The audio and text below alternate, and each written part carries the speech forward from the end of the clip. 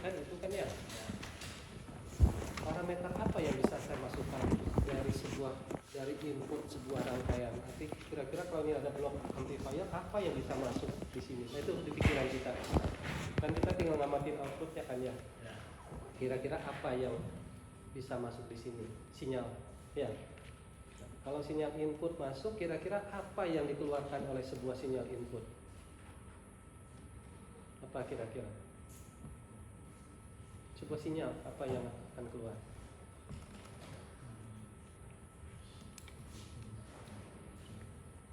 Kalau saya masukkan sesuatu, parameter listrik, apa yang keluar? Listrik aja misalkan. Kalau listrik itu apa yang bisa nih? Tegangan, arus, frekuensi.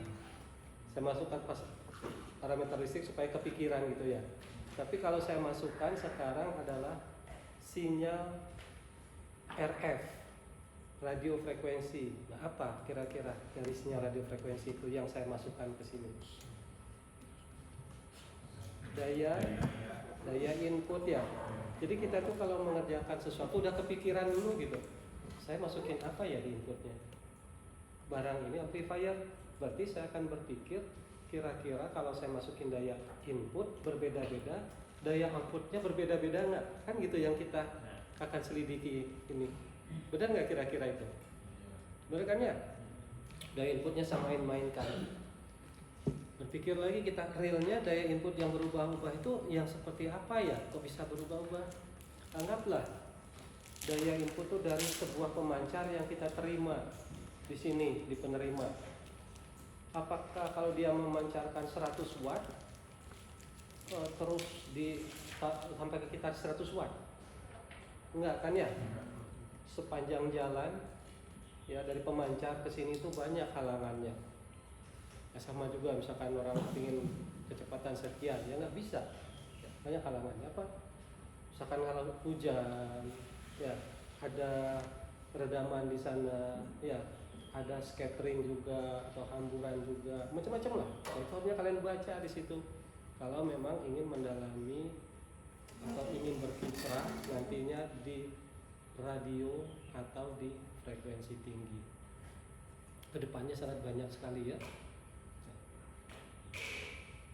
Saya gambarkan supaya mahasiswa itu bisa kepikiran. Kita bayangkanlah kalau perang sekarang, segimana canggih senjata kita, orang tinggal dari drone, dari HP dia jedor gitu ya, jedor. Itu apa? Mereka bisa memainkan frekuensi, mereka bisa memainkan daya. Dari itu bisa mereka kontrol saklar untuk menjatuhkan sesuatu di tempat. Kemudian trajektori penembakannya juga dibimbing oleh frekuensi. Nah, sampai ke situ. Nah, kita hanya tinggal menerima takdirnya aja. Jadi kalau kalian sudah berpikir, nanti KTA juga akan berpikir tuh, saya mau buat apa nih? Ya, kalau KP juga kalian juga akan memikir, saya mau KP di bidang apa nih? Jadi nggak sembarang lagi gitu. Baik, jadi input di amplifier tadi, saya mengatakan bahwa blok ini akan menguatkan amplifier. Pertama, kalau ada daya input yang masuk di RF, nah saya balikkan dulu. Sinyal RF yang saya masukkan, apa kira-kira yang parameter yang terukur di situ dari sebuah sinyal input selain daya?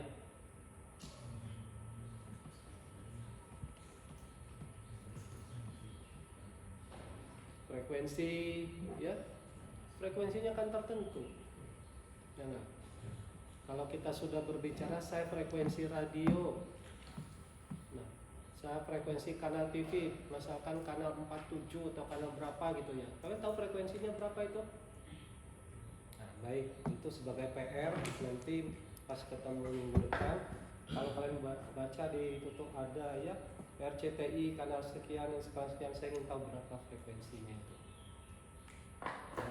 Misalkan Bandung menggunakan frekuensi ini pada kanal ini, UHF atau VHF. Supaya apa? Kita tidak statis di situ aja. Amplifier ya pokoknya praktek amplifier aja Pak. Tapi gunanya nggak tahu. Jadi parameter tadi ada frekuensi, ada daya, apa lagi kira-kira yang bisa masuk di sini? dari input. Frekuensi yang tidak kita kehendaki bisa masuk? Bisa. Itu kita sebut apa itu? Image frekuensi.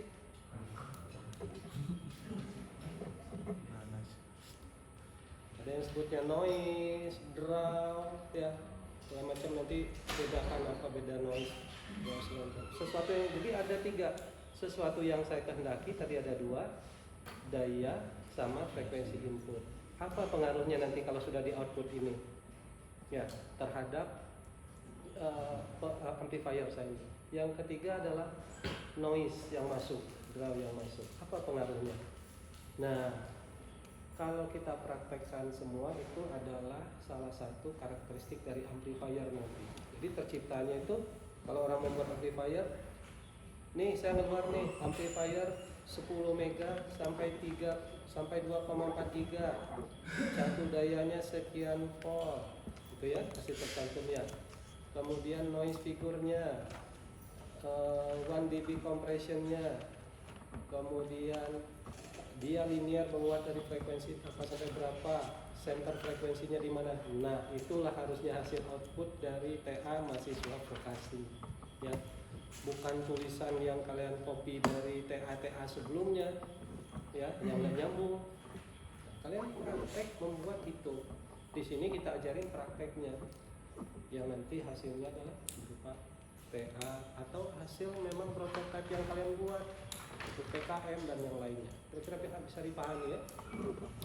Jadi di sini kita mempelajari karakteristik RF amplifier. Jadi sudah dihapus, tulis lagi. Saya nggak buang waktu, saya paling 5-10 menit saja ya. Kita di lapangan aja.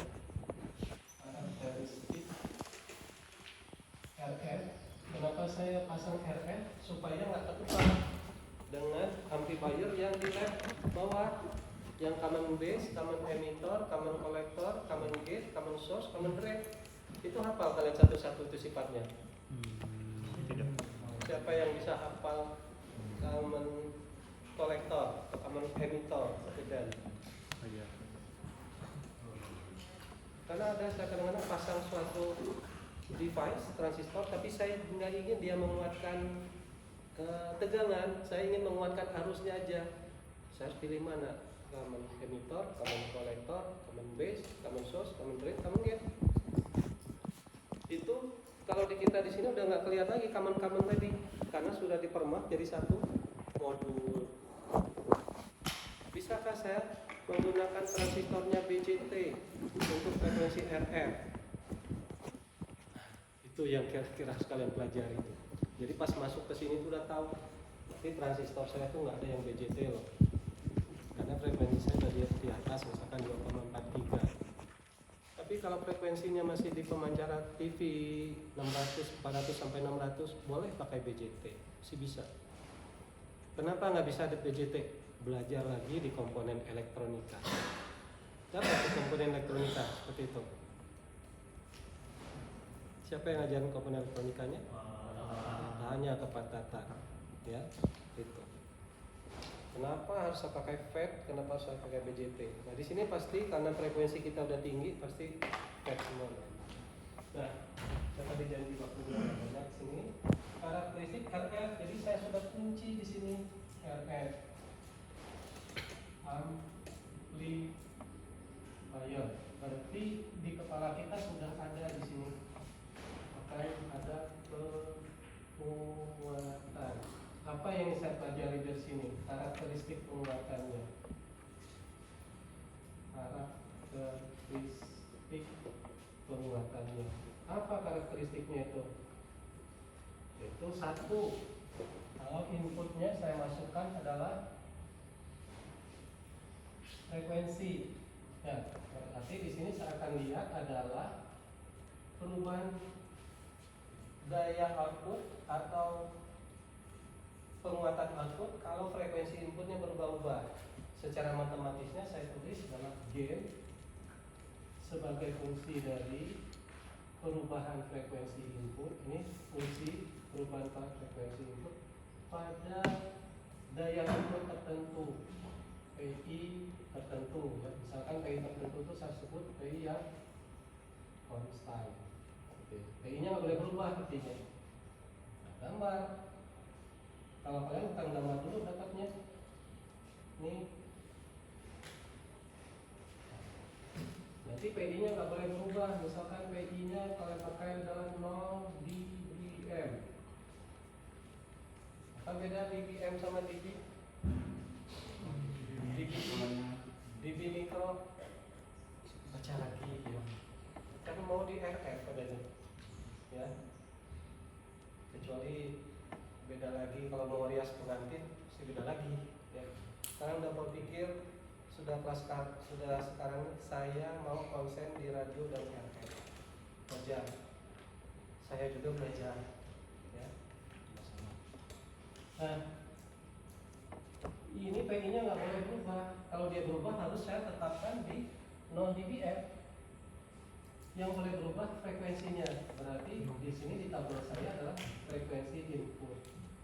Mau saya lihat dari frekuensi berapa?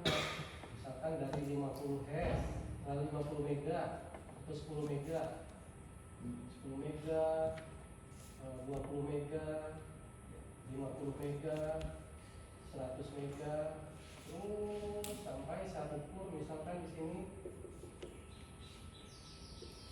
1 giga. Nah, gak usah bertanya lagi, Pak ini speknya berapa? Kalian sendiri yang ngatur speknya. Ya, karena kalian ingin melihat di situ. Kemudian PI-nya udah konstan, tapi saya tulis lagi misalkan PI-nya saya tulis tetap di sini adalah 0 dBm, 0 dBm ya, 0 semua ini. Yang saya ukur apa? PO dalam dBm juga. Rasio antara PI dan PO saya ukur adalah gain. Gainnya dalam dBm atau dB? dB. Ya, kenapa dia jadi dB ya? Jadi ada pertanyaan di kita, kenapa ya kok jadi dB? Nah, dBm saya masukin. Perlu sehingga kita bisa membuat dB itu karena apa, dBm karena apa. dB. Nah, berarti ini tinggal kita kurangi output tenaga dalam dB dikurangi dengan PI tapi dalam dB.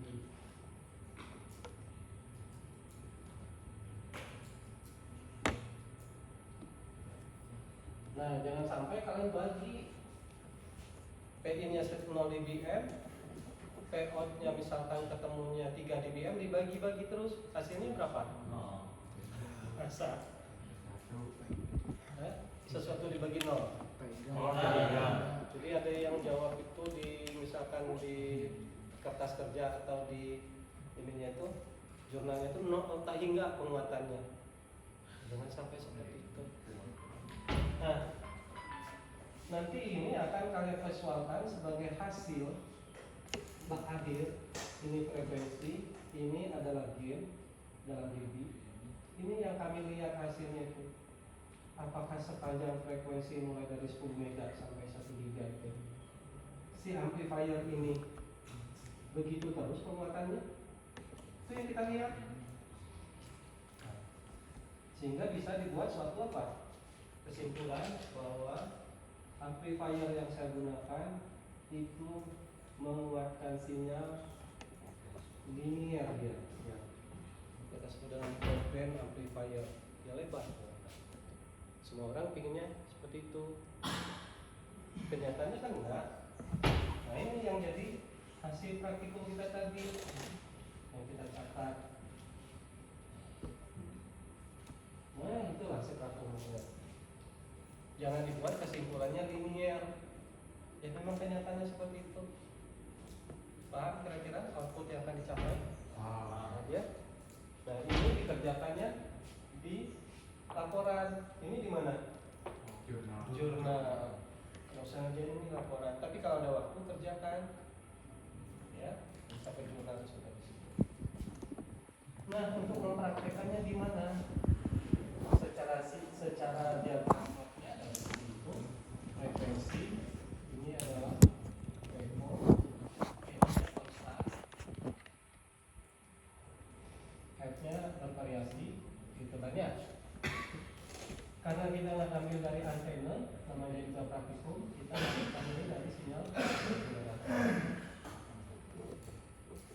Oke. Secara barangnya gimana? Ini amplifier. Berarti kalian akan menggambar bukan kotak di atas itu, ini yang digambar.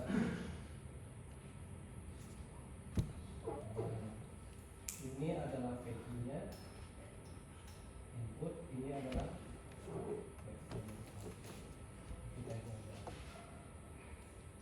dari sini, dari blok amplifier itu apa yang harus saya pasang untuk bisa mengukur? Alat ukur kan ya? Kan untuk mengukur. Pakai apa mengukur daya? Power meter. Jadi sudah kepikiran di situ, bukan multi. Jadi nggak perlu dikasih lagi. Di sini ada power meter, nanti cari lambang dari power meter ya. Saya nggak tahu lambangnya. Simbolnya saya gambar kotak. Nah gitu. Tapi nanti kalian harus mencari lambangnya. Ini ada alat, belum saya pakai untuk mengukur. Apa yang harus saya lakukan terhadap alat ini? Alat ukurnya nih, ini Pak, ini saya katakan nih alat ukurnya. Apa yang harus saya lakukan? Kalibrasi. Ya. Jadi itu proses yang harus kalian lakukan dapat ini tuh. Harus lakukan kalibrasi. Ya, lakukan kalibrasi. Bagaimana cara mengkalibrasinya? Tanya ke dosen atau kalau nggak bertanya buka data book atau data sheet dari alat. Itu kan sikap kita ya. Oke. Dari kalibrasi saya pasang. Ternyata dari manualnya mengatakan saya itu boleh loh yang input masuk ke saya, tapi nggak boleh lebih dari misalkan 10 dB M.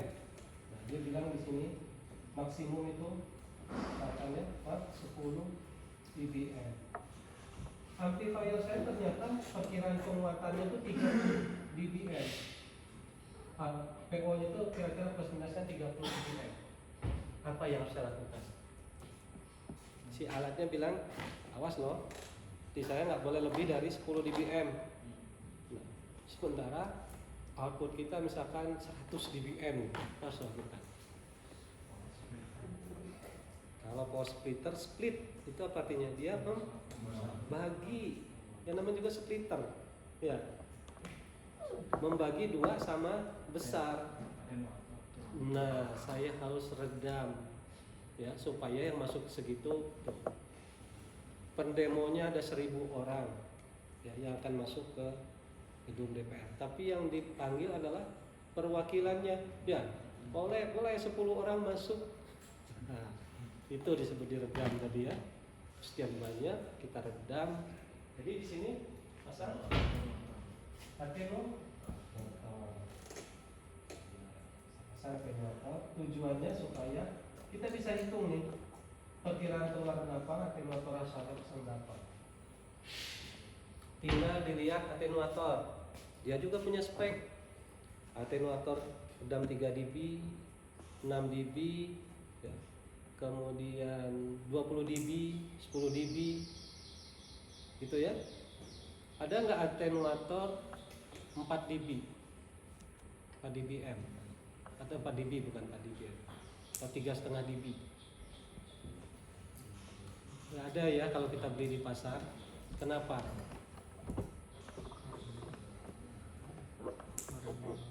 Karena perhitungannya adalah selalu log 10 dan log 2. Lipatan itu log 2 itu kalau 10 log 2 itu pasti 3 dB ya. Jadi kelipatan 3, 6 itu pasti ada. Nah, kalau saya perlu 12 ya berarti 3 atau 6 saya double-kan. Nah, itu sudah saya sediakan di sana nanti atenuatornya. Nah, ini amplifier. Kalau di alat nyatakan saya maksimumnya segitu loh yang boleh masuk ke saya. Kalau enggak rusak.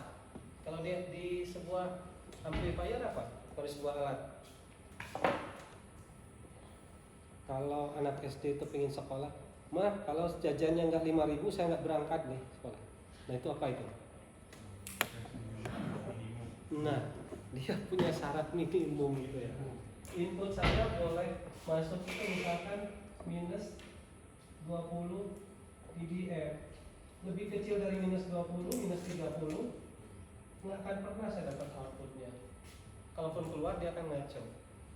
Nah terus kalian baca dari modul itu.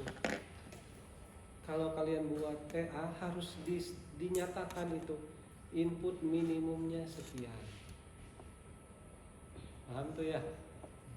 Oke? Lihat apa? Barulah di sini kita pasang input minimumnya.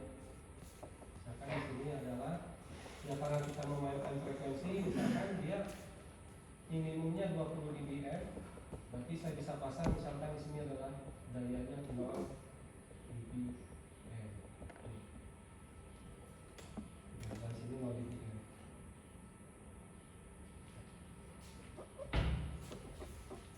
Oke. Sudah? Paham ini? Terus gimana saya membaca input 0 dBm itu? Apa saya ambil kabel, saya capit lagi di sini? Dan kabel dicapit gitu. Untuk membacanya, bacanya kan pakai power meter juga. Itu kayak di bawah, praktik di bawah ambil kabel apa? Voltage itu koaksial dicapit. Harus gimana?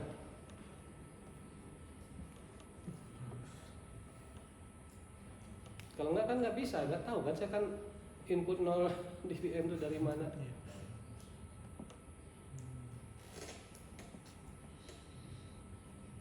Kayak apa?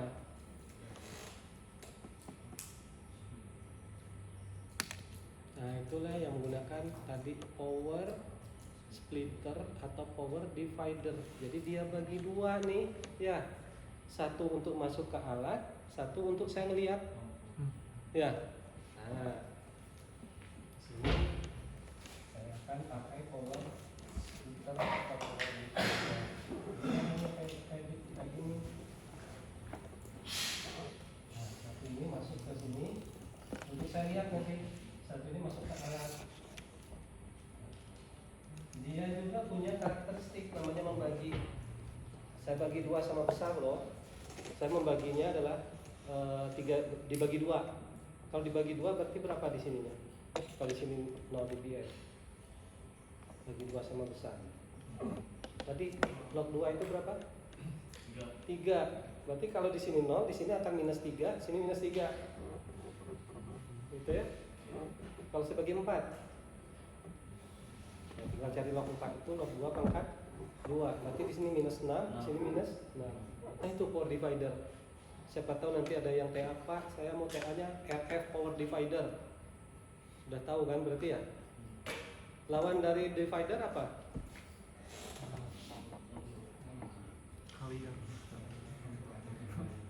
Combiner. Ada nanti digabung lagi. Ya, namanya adalah power combiner nanti. Ada yang mau membuat power combiner dong? Ya, nah, ini power divider, ini power combiner. Tujuannya apa? Kalau di sini tadi membagi, yang ini menggabung. Jadi kalau saya membuat amplifier 1000 watt, itu nggak akan ada langsung.